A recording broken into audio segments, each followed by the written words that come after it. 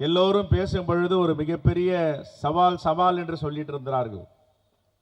காங்கிரஸ் எப்பொழுதுமே இந்த சவாலை சமாளித்து வெற்றி காண்கின்ற பேரியக்கம் தான் காங்கிரஸ் பேரியக்கம்.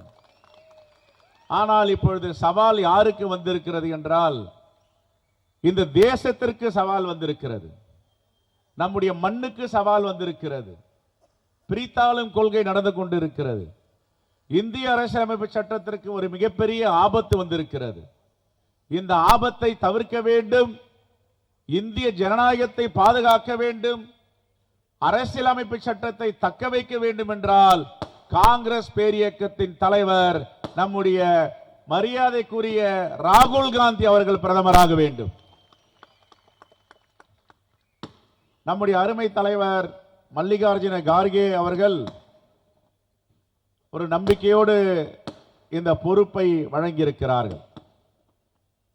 என்னுடைய மனமார்ந்த நன்றி அவருக்கும், இந்த தேசம் முழுவதும் ஒரு நம்பிக்கை நட்சத்திரமாக இருக்கின்ற நம்முடைய அருமை இளம் தலைவர் ராகுல் காந்தி அவர்களுக்கும், அன்னை சோனியா காந்தி அவர்களுக்கும் என்னுடைய மனமார்ந்த நன்றியையும் தெரிவித்துக் கொள்கிறேன்.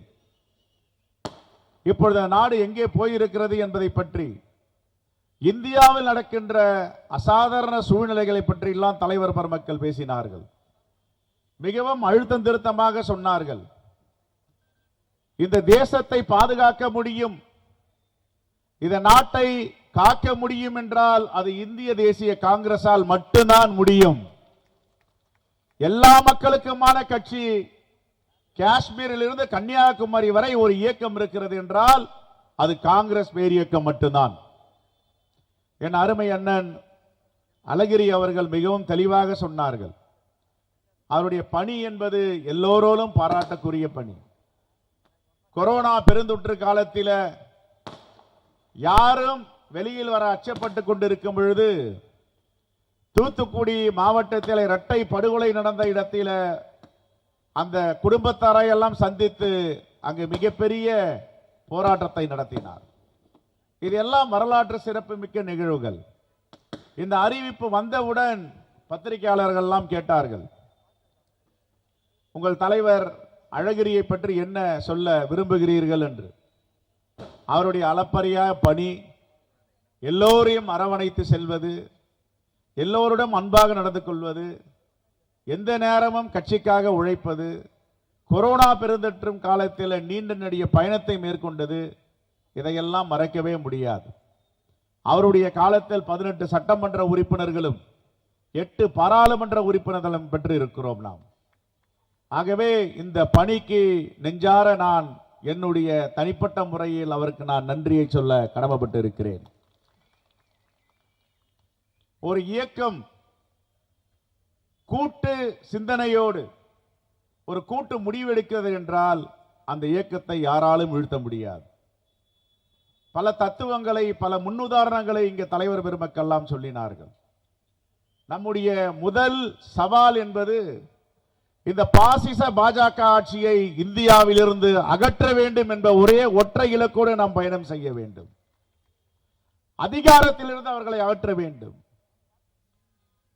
உச்ச நீதிமன்றத்தில் ஒரு தீர்ப்பு வந்திருக்கிறது 2 நாட்களுக்கு முன்பு.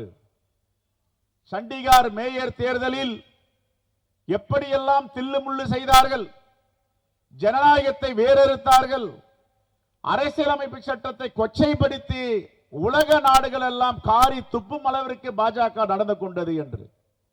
அரசியலமைப்பு சட்டம் 142வது பிரிவின்படி இந்த தேர்தல் தில்லுமுள்ளு செய்து பாஜக வேட்பாளர் மேயராக இருக்கிறார். இந்த தேர்தலை ரத்து செய்கிறோம், உண்மையான வேட்பாளர் யாரோ அவரை நாங்கள் நியமிக்கிறோம் என்று வரலாற்று சிறப்பு மிக்க தீர்ப்பை உச்ச நீதிமன்றம் வழங்கியிருக்கிறது. ஜனநாயகம் இன்னும் செத்து போகவில்லை, நீதி இன்னும் மடிந்து போகவில்லை, இன்னும் உயிரோட்டத்தோடு இருக்கிறது என்பதற்கு நேற்று வந்த தீர்ப்பு ஒரு முன்னுதாரணம். மோடி அவர்களே, பாஜகவின் தலைவர்களே, நான் ஒன்று மட்டும் இந்த தருணத்தில் கேட்க விரும்புகிறேன். பாகிஸ்தானில் மட்டும்தான் சர்வாதிகார ஆட்சி நடக்கும். பாகிஸ்தான் மட்டும்தான் உச்ச நீதிமன்றம் தலையிட்டு தீர்ப்பு கொடுக்கும்.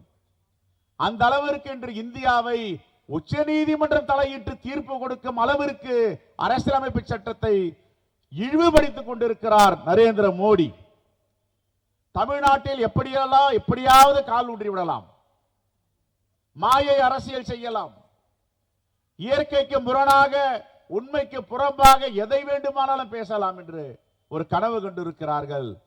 காங்கிரஸ் பேரியக்கத்தின் தொண்டர்கள் ஒருபோதும் பாஜக தமிழகத்தில் கால் ஊன்ற அனுமதிக்க மாட்டார்கள் என்ற செய்தியை நான் இப்பொழுது பதிவு பண்ண தயாராக இருக்கிறேன்.